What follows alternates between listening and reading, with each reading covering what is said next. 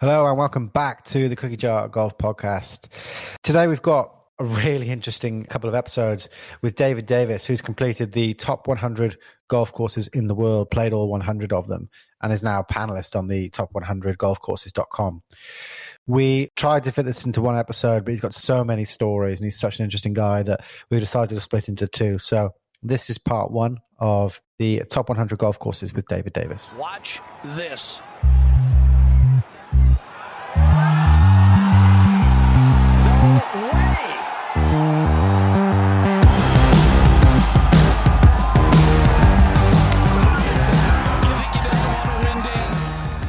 Hello and welcome back to the Cookie Jar Golf Podcast. I am Tom Mills and today I'm joined by Sam Williams. Hello. And a special guest, David Davis. David is a golf traveler. He is in charge of the Top 100 Golf Traveler Instagram account. And if you haven't checked it out, please do. It's absolutely fascinating. He has finished all top 100 golf courses in the world and is now a panelist on top100golfcourses.com. And has been for about a decade or so. So, David, lovely to have you on the pod. Well, hey guys, thank you so much for inviting me. It's always a pleasure and very, of course, obviously, I'm always interested to talk about golf. Well, we're lucky to hunt you down. You're a rare breed. How many of them are you in the world, David, that have accomplished something similar as to what you've done? I know there's different ratings, right? I believe there's around about 50 people that have done, well, let's put it this way, 50 people that we know and we've tracked down that have played the top 100 golf courses in the world, according to Golf Magazine in the US. So according to any one of their lists going back to like it might even be 1987, 1988, 1990 or something like that. So in terms of... I also started to play the Golf Magazine list just because they were the one that I had put the most respect in, coming from the US. And then also I kind of adopted the top 100 golf courses list as well. Their world top 100. So I actually completed both of those lists, both of those in 1 year, 2018. So the 2018 list of both of them. Wow, that's incredible. Wow. And before we jump into how you got started on this, just in terms of your personal circumstances, so you are from the States originally, correct? Originally from Oregon, that's correct. But now residing in the Netherlands? Residing just outside of Amsterdam in the Netherlands, yeah. Lovely. Well, not just now, but like I've mentioned to you guys before, for already 26 years. So I suppose, David, you kind of start at the end, really, because it all ties in quite nicely. Your 100th course was Augusta, wasn't it? My 100th course was Augusta National, absolutely, in 2018. Okay. I mean, so you'd have played that about this time of year then as well, because I think, did I read it was November time? So that's exactly right. End of November 2018. Quite an experience and very interesting and ironic that, because of the pandemic, that we would have a Masters played in November. So this is very timely, given that last weekend was the exciting culmination of the Masters. Could you relate to them knowing the soft conditions of Augusta? Were you feeling their pain? So absolutely. One of the things that I did a couple of videos about, was what it was like to play in November, end of November at Augusta National, because a whole bunch of people asked me, okay, the Masters is going to be there, then what do you think is going to happen? Well, we played and it wasn't beautiful weather like they had. It was kind of wet. So luckily the first day it wasn't raining at all. But I mean, I can think of probably 6 or 7 different tee shots that landed in the fairway and ended up with like mud balls, and there was mud on them. Really? And we were just kind of following the rules, like you always do. You follow the rules of your host, and you want to be really careful, especially when you're at a place like Augusta, right? You don't want to do anything wrong, like pick up the ball and lick it off or something and put it back. No, but I had I live in the Netherlands. of course, there's a lot of muddy courses, but I don't play very much muddy courses at all. So I've had very few mud balls in my life of golf. I mean, you guys would know in the UK. I mean, if you're playing links courses, you don't have very many mud balls, right? It'd be quite rare. We're a big fan of the sandy and acidic soil composition that yes. I think you guys enjoy, and we have plenty of around here. So. Absolutely. So I actually hadn't had many mud balls in my life, and there's one just quick story. On the 10th hole, I hit one of my best drives of the day, and I went down, and the ball, it had just landed, and it was maybe like 5 centimeters away from the pitch mark, basically. So it plugged and kind of just came out of the pitch mark, and half of the ball was full of mud.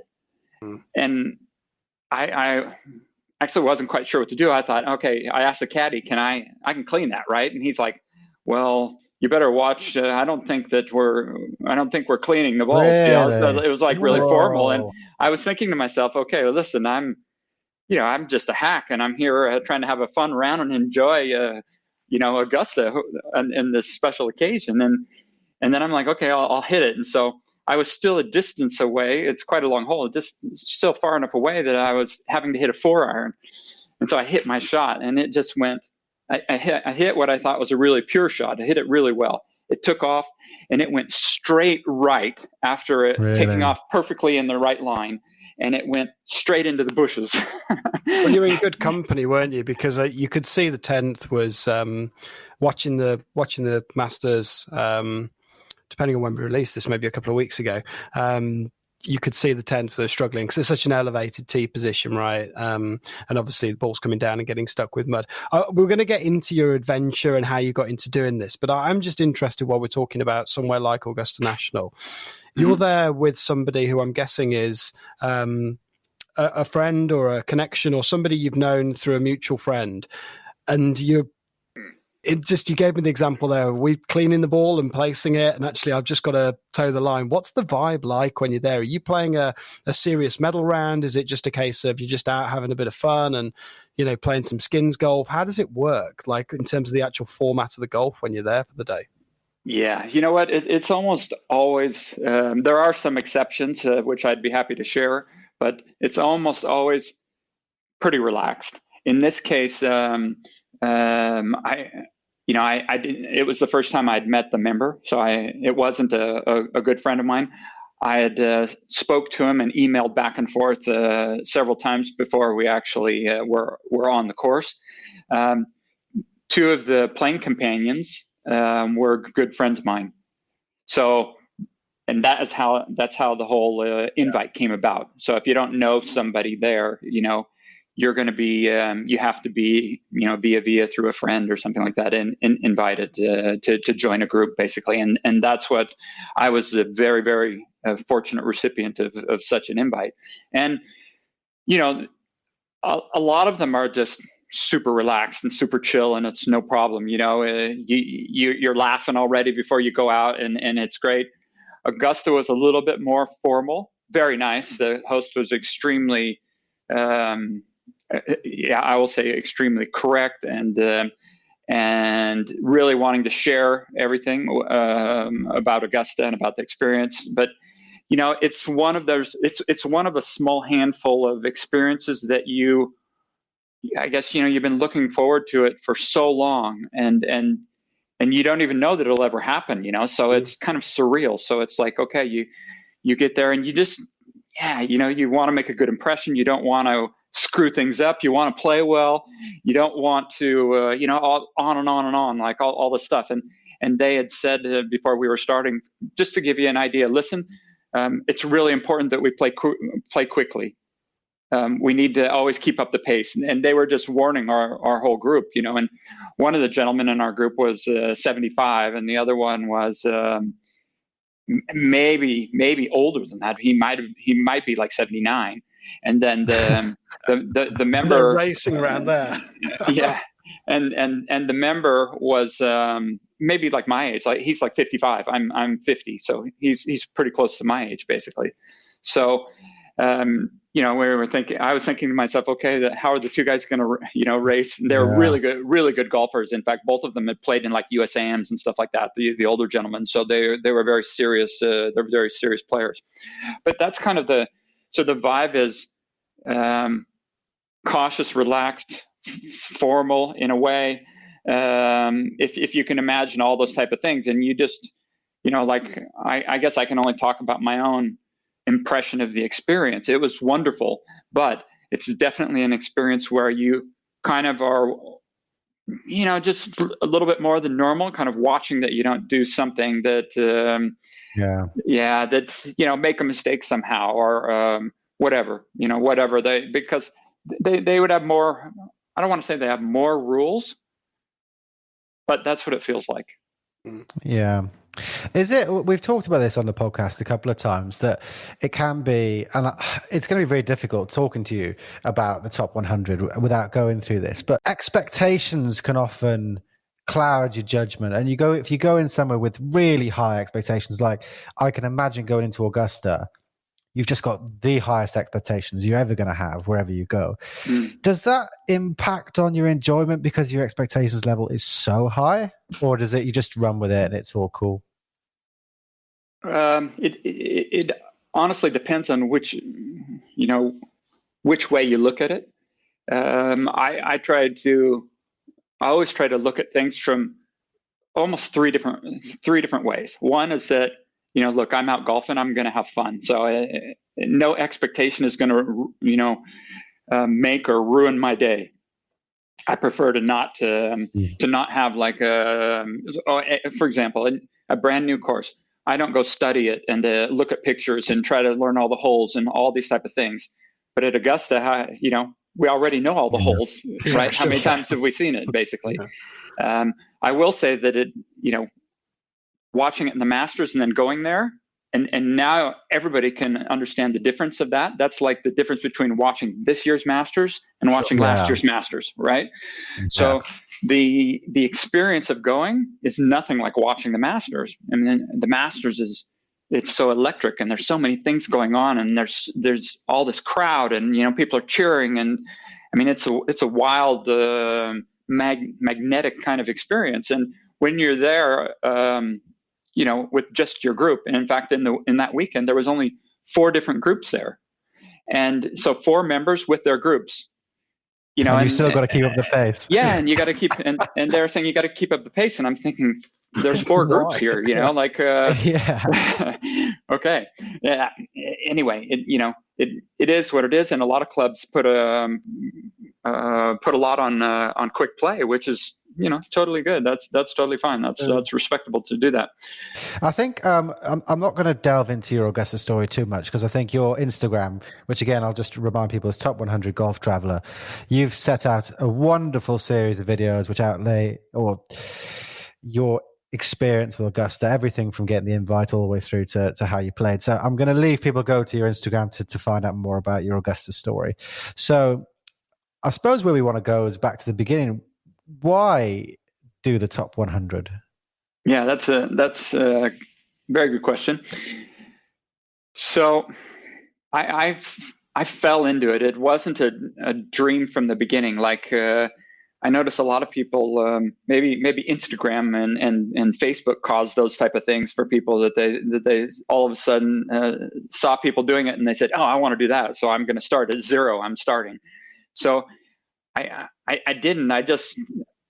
When I fell in love with golf, let's say in around 2003 or something like that, I had in my mind, okay, I don't want to ruin golf the way I ruined tennis, because I was coming, I was a big tennis guy growing up. I played at university, played a high level in the U.S. and played some satellites, stuff like that. Thought I was going to be a tennis pro at one stage, but tennis was all about competition and training and very serious, So when I look back on it, a lot of times I realized that the only time I enjoyed anything was when I was winning, or maybe when I was training and it was going really well. And I didn't want to start golf and become a fanatic of golf when I fell in love with it and only have it be about competition and trying to be really good and win and stuff like that. So I decided that I'd make it about travel at first. And I thought, okay, well, I like to travel, so I'll travel and try to play golf when I'm traveling. And then very soon that morphed kind of in the direction of golf architecture, which is something that has fascinated me from the beginning. And so then basically I just kind of started wanting to travel and study golf architecture and try to see if I could figure anything out about this sport and about different courses and different architects and stuff like that. And that basically took me on this path. And one day I was reading one of the new lists that came out of Golf Magazine, and I don't know what year that was, but that could have been in something like maybe even like 2013, 2014 or something like that. And then I said, oh, well, let me look and see how many of these I've played, And I started going through the list, and I said, Jesus, I've already played like 67 of these courses. Whoa. Wow. So you've done a lot of this accidentally. That's well, not accidentally. No, that wouldn't be fair, but I just wasn't directing it towards a list.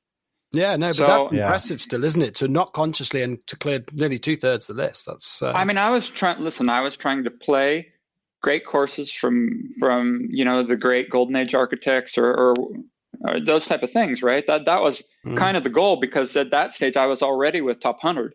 So the objective there is to learn about, play, study, write up a story about the top 10% of golf courses in the world, right? That's kind of the thing. And so a lot of those, if you're going to start someplace, in my case, I wanted to start someplace, I should start with great courses. And that's how I kind of rolled into that. And then, when I was there, I was like, okay, 67, geez, I got to finish this, then I became a little bit of a guy who was letting the list dictate my travel until the end.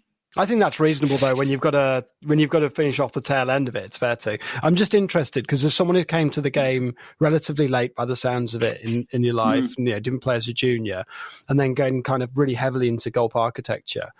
Most of the people we've had on the pod when we've talked about architecture have always had somewhere where it felt like that was where it started for them with their passion and their interest. And it's almost always traveling, because I suppose that's a reference point of different courses, isn't it? Because you compare them then.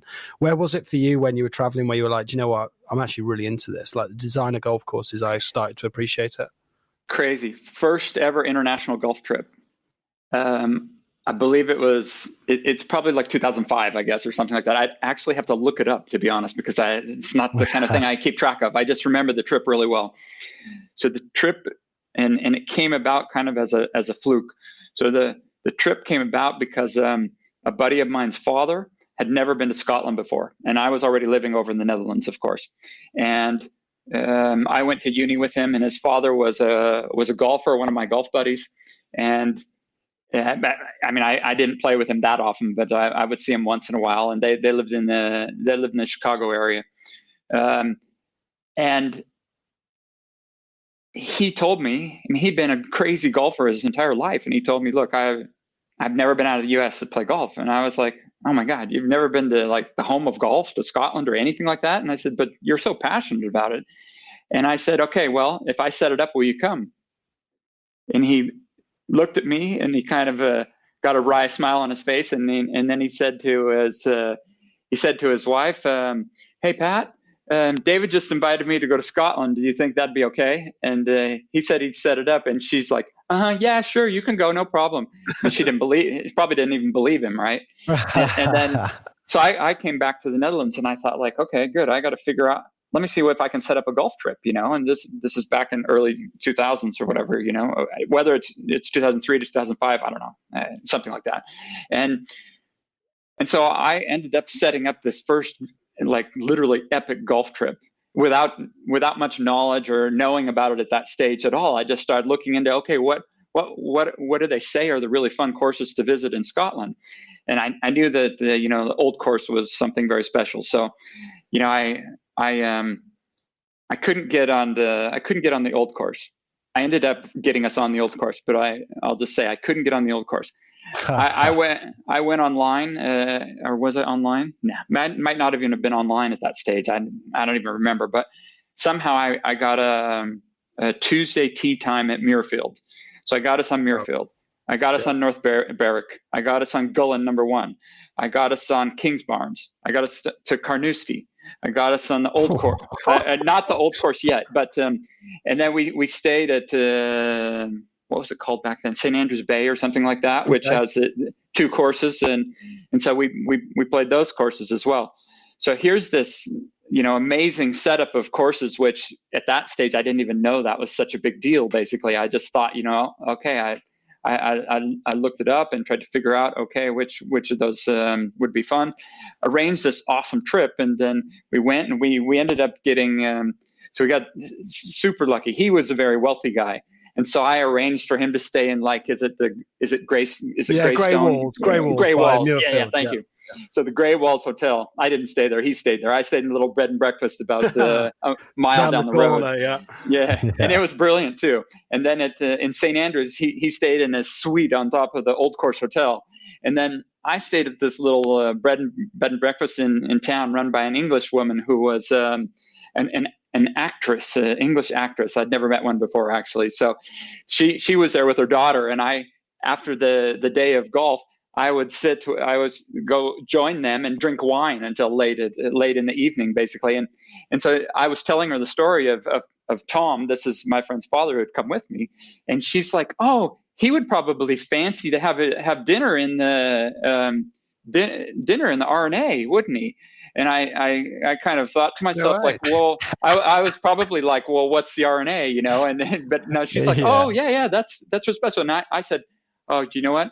This is probably his only trip he'll ever take overseas, to Scotland. That would be the most amazing thing ever for a guy like him. And so, and to long story short, she calls her friend Hamish or something like that, right?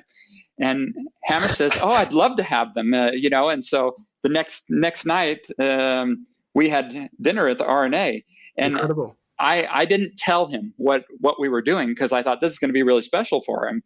And so I just said, listen, tomorrow night I've arranged a dinner, and you need to put on a tie and a jacket, and we're going to go to a nice place to have dinner. And so, I went and picked him up. I was driving, rental cars or whatever. So I went and picked him up, and then I came around, and we pulled up to the side of the R&A, and he looked at me and he just said, I don't remember exact words, but something like, "You got to be kidding me," And I took him and I said, "Yep, we're gonna have dinner at the R&A, Tom." And when we walked in there, he started crying. So that's how special it was to him. Wow.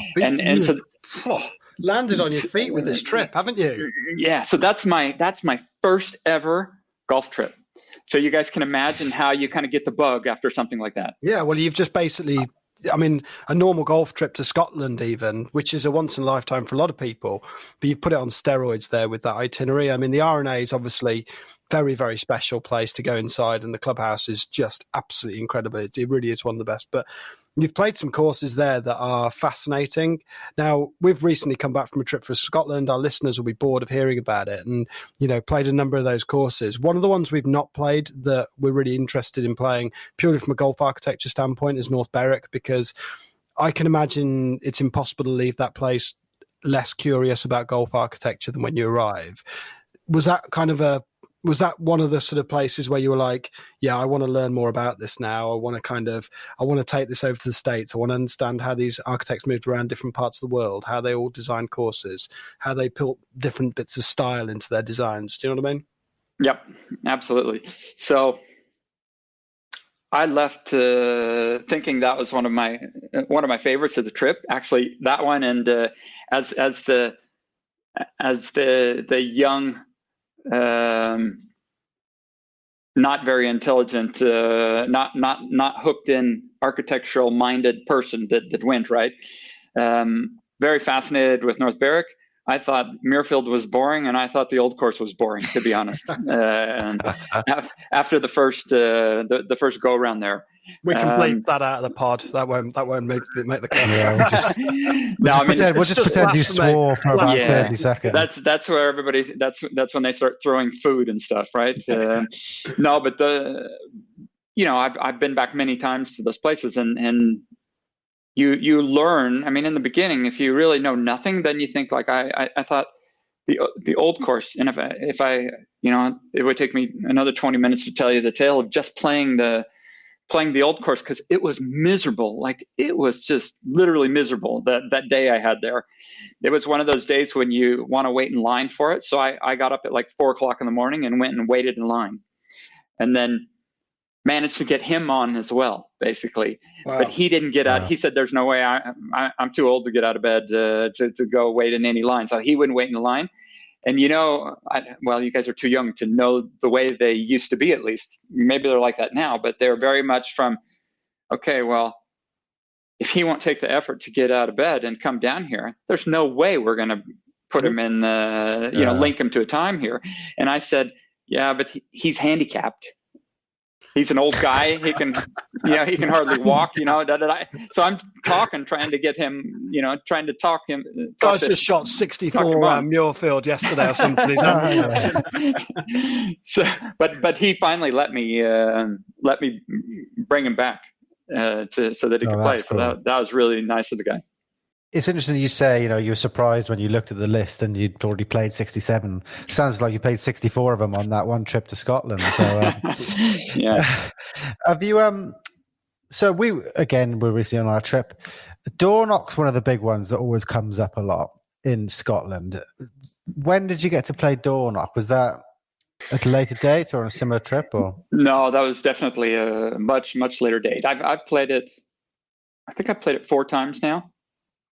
The last one was the best one for sure, because that was one where everything was in bloom and it was a perfect, beautiful day with a nice breeze and everything. That was perfect. But yeah, so Dornoch, how do you want me to go into Dornoch? I think it's an idyllic location, a very special place.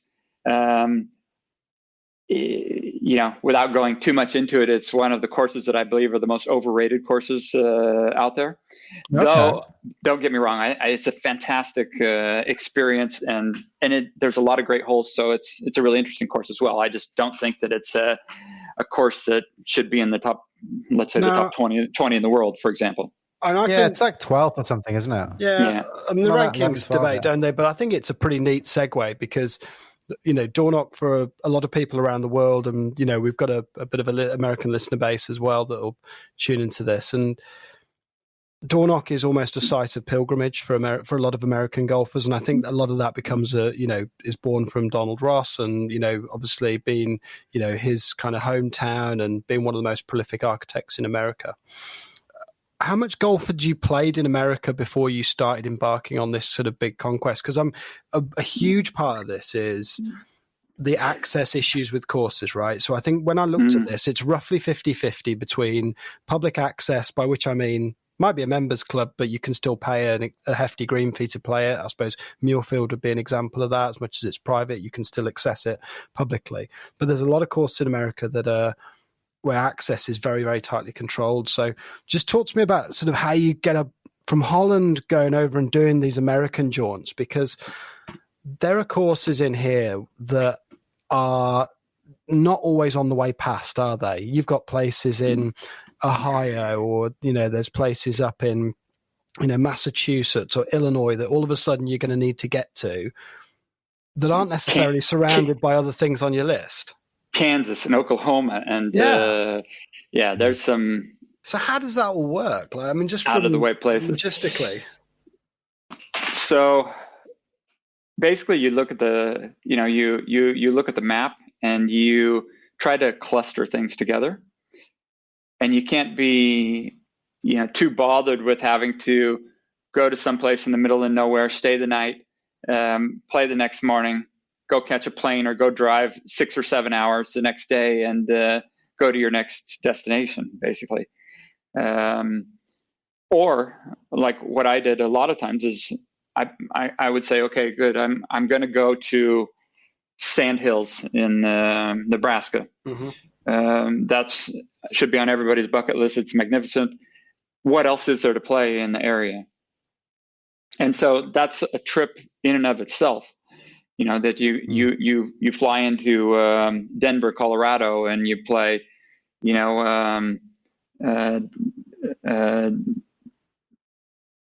Colorado Golf Club, for example. Mm-hmm. And then you drive out and you play Ballyneel and Sand Hills. That's, if you can get access there. And then you go to like Dismal River, for example, and then some people drive even further, which I didn't do on the first time I made that trip, just to give you an example, right?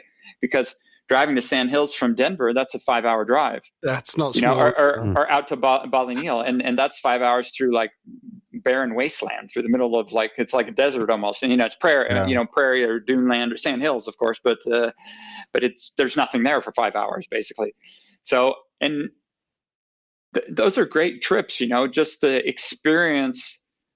It's almost like the harder it is to get to places, the more that you appreciate it when you're done, and so when you're out on the, let's say the open road, that might sound like a bit of a cliche, but out on the open road driving and, that there's something interesting at the end of it, taking in the experience of that massive expanse of country that you're going through, that's pretty special as well, even for, obviously I'm American. I'm from Oregon, which there's a lot of space in Oregon, a lot of nature and a lot of countryside and stuff like that. But even coming from Oregon and growing up, almost all the traveling that I've done in the U.S.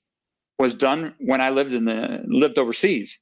So while I did very little I left the U.S. when I was 23 years old. So I did very little traveling when I, through university and stuff like that, just a bit.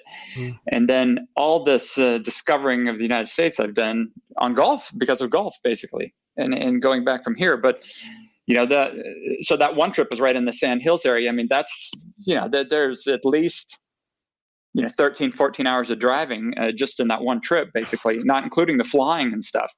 And then the next time, or actually not the next time, but one of the following times I went and met a buddy who was a member of Colorado Golf Club. We went to Ballyneel. And after Ballyneel, we drove to Prairie Dunes in Hutchinson, Kansas. So, and to drive all that way, that, I don't remember how long the drive was, basically. But we were, he was driving, and he does that all the time. It's like nothing if you're living there. So maybe it's a 13-hour drive or something. I could be wrong. So don't hold me on the time. But it's a really long drive, and then it's a little bit quicker if you drive 100 miles an hour, like we were, basically. But then you got to hope that. There's no good old boy police officers waiting behind the sign. They don't like speeding in America. They hate it. You guys drive at like 10 miles an hour when you're out there. I don't know what's wrong with you on these freeways. You've got massive roads. But you're kind of putting it in a way which, is obvious when you say it. But I think for a lot of people that you see that are looking to accumulate, looking to play the best golf courses, whether it's in their country or in their local area or in the world for that matter, it's really the journey's better than the destination, right? So it's all about the journey and the people you meet on the way. And I guess kind of you've built up a network of people that you've met on your way, some characters, and I bet there's like some absolute wild cards that you've kind of just put yourself in a random town at midnight, need to get a hotel room and kind of play a course the next day.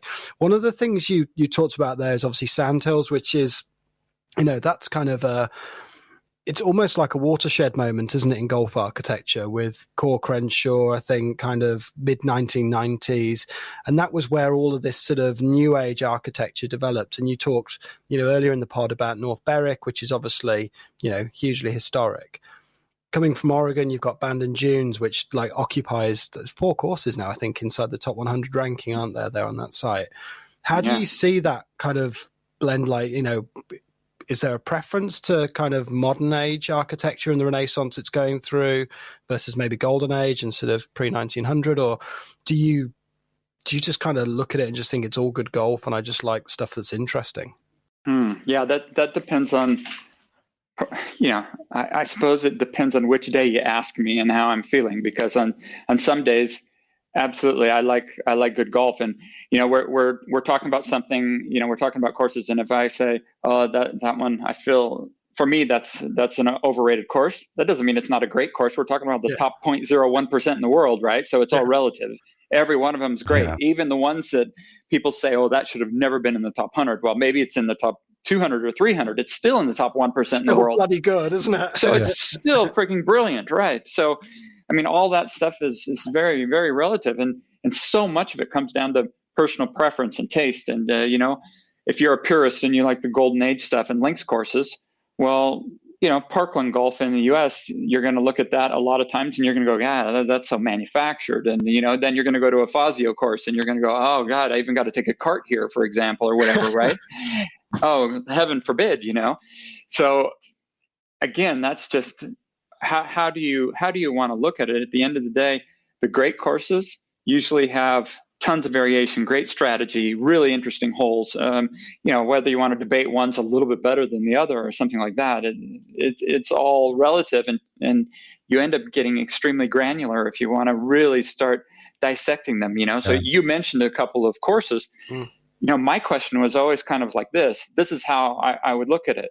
Sand Hills is absolutely brilliant, but what happens if you pick it up from where it's at in Nebraska and you put it in Scotland? So does it just sort of become then very similar with its peers, and it just becomes another fantastic sort of links course, isn't it, really, Sand Hills? Is that what really happens? Is that your point? Whereas it's almost the innovation attached with kind of the story. I mean, I'll preface it by saying Sand Hills is a really special place for me. I played 4 rounds there. I played the best round of my life there up until that point. The first time I ever broke par. So, and at that time I was spending a lot of time on Golf Club Atlas, Rand Morset's site, and that's a great place to start learning about architecture and stuff like that, and discuss it. And I had to. So Sand Hills is a place that a lot of people don't know this. But it's a place where you're kind of allowed a one-off invite. It's tricky to know how to get it, but if you know how to get it and you can write a really good letter and stuff like that, you can actually get an invite to go out there with 3 buddies or 4-ball. I had the situation of not having any friends that wanted to go with me because nobody travels from here, basically, right? So I'm in the Netherlands. I mean, I don't want to say I'm the only guy. I'm the only guy who travels for golf who doesn't go to Spain or England, basically, you know? So people just rarely go anyplace else. Nebraska's a bit of a random one, isn't it? When you say it to a friend. It's not like I could call up 4 guys and go, hey, guys, you want to go to Nebraska? Oh, yeah, it's going to be like a 10-hour drive, and then we're going to fly for 20 hours to get there, and we're going to do all this, you know, and then everybody's going like, yeah, okay, take a hike. You're a nutcase. So, basically, I went out there with 3 guys that I had invited from Golf Club Atlas that hadn't been there before, and so it was really fun to play my best round ever, and in front of this group of guys, right? Because I didn't know them. It was just kind of this cool thing, and everybody was good. Everybody was good players. They were all into architecture and stuff like that. And so there was a little bit of both. And I left feeling like, yeah, this is a really special place. But later on, as the years have gone by, I've always asked, okay, it gets ranked so high, and then obviously rankings are subjective, and everybody that goes there loves it. But it's also about the experience of getting there and all the difficulty of doing that. And it's a very unique place, to be honest. The course is fantastic. Core and Crenshaw are probably the best rooters of golf courses in the modern day, together with Doak maybe or whatever. But all those things taking into consideration, like I said, what happens if you pull it away and you put it in Scotland? Is it just one of the great courses, or is it really then still top 10 in the world, let's say?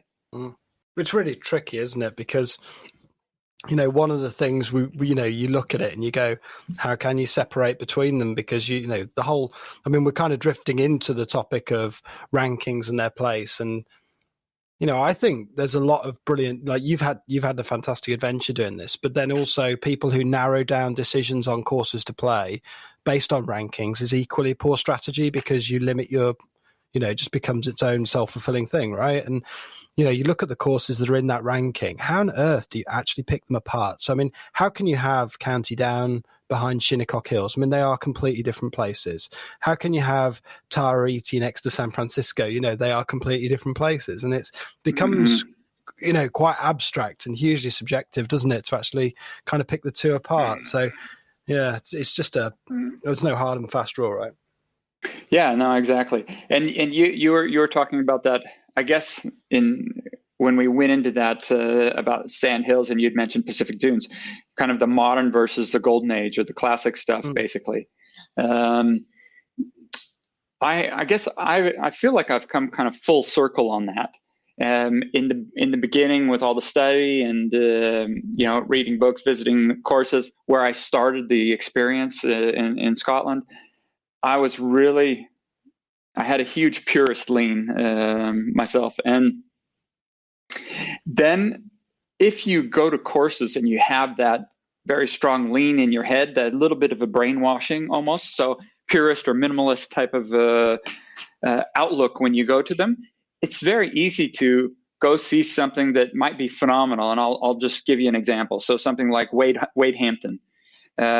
Not that many people probably have been to see it. If you do, it's uber private. It's a Fazio course built up in the mountains. It's incredibly beautiful. It's a kind of course that has waterfalls behind the greens and stuff like that. So it has which Shadow is Creek something and that sort of thing. Yeah. Exactly. It's something that Fazio is the best in the world at doing those type of things. So when I went to see it, I really had that purist lean, right? So I walked away thinking, you're not so special. Kind of that's not so that's not so great. That's totally manufactured and blah blah blah. Everything that you would hear from somebody who has a purist lean. I think that in the 20 years I spent chasing around, I probably have come back around that I have a lot more appreciation even for the modern stuff than just the just the Golden Age links courses, or your Shinnecock's and NGLAs and these type of places, or everything that Donald Ross or McDonald and Rayner or whatever, all those things, which are all great. Every course has something very interesting about it, basically, but it's not like it just doesn't have to be looked at it in that same way. So now I feel like when I go to see something, I develop a lot. Different level of appreciation for some of the newer stuff that comes along. Well, you mentioned earlier on about Coore and Crenshaw and what they sort of bring into golf now. And if you look at the rankings, Coore and Crenshaw have 9 in the top 100. Tom Doak's got 12, or had his hand in 12. They're in the top 100. There certainly seems to be a bit of a renaissance going on. And do you have a favorite architect, be it living or past, that you like playing their golf course and you like that's the golf course I like to play? Well, I mean, my favorite most certainly is Alister MacKenzie. It's not that hard if you've got Cypress, Augusta, Royal Melbourne, just to name a couple of courses, plus a pretty strong lineup of other courses that are excellent as well, from your All Woodleys to your to Meadow Club to you've got Palmetto, haven't you? Scott McKenzie involvement. That's not in the rankings, but you've got that's right. Fabulous. I mean, around Leeds in England, which is obviously Crystal Downs. Yeah. Is it Morehouse and around Leeds? Moortown. Sorry for that. Yeah.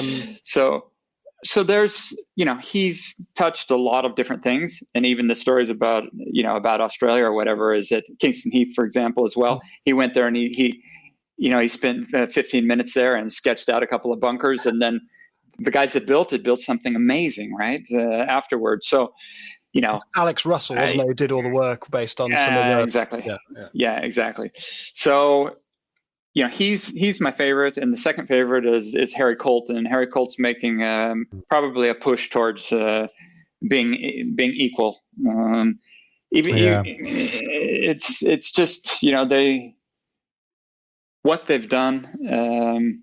Their different work, their take on golf architecture with definitely some similarity as well from feel wise when you go through their courses. Yeah. Just that Golden Age stuff is great, and I guess those two are my favorites. Though there's a list of them. I'm not an expert on probably any of them, but I I've played this last couple of years more and more Simpson courses. The best one had been probably, I'll probably miss a couple right off the top of my head, but the best one's probably Morfontaine. Yeah. But there's ones that have been more recently. They've done a lot of work to them, like Royal Antwerp, for example. It has a lot of subtleties. A lot of things that are from Simpson are very interesting, and those type of courses. Fontainebleau has huge potential. In my opinion, it probably could be the number one course in Europe if they cut down, 20,000 trees. And I'm not kidding. but there's more and more of those those architects, and I'll give you another example. A guy like Flynn. I am total amateur on Flynn, and recently I played. In fact, in October, I was so lucky. I had the opportunity to sneak out even during the pandemic and go to the U.S. for a couple of weeks, and I got to revisit. I'm very lucky because I get to revisit Pine Valley quite a bit, and so I got to play Pine Valley with a guy who's written a book on Flynn. So he's like one of the foremost experts on Flynn at this stage, and a historian and everything. And that was super fascinating. And I realized I don't know anything. I don't know anything about him. And I was even thinking to myself like, I think I played a few of his courses. Well, it turns out I played a few more than I thought, even basically. But that's how kind of lacking I felt in knowledge when we were talking about him. So that was fascinating. And he could easily, if I knew more, he could easily be one of my favorites, right? I mean, it's just one of those things. It's because I started with McKinsey and Colton. I've played more of their courses than probably anybody else. So maybe that's why they're my favorites. And we're going to wrap this episode up there, guys. Part 2 will be dropping very, very shortly. It's incredible story at the end of part 2, so please do check it out. It possibly my favorite story yet to come on the Cookie Jar Golf podcast. So check out part 2. We're going to pick it up from where we've left this one off. This.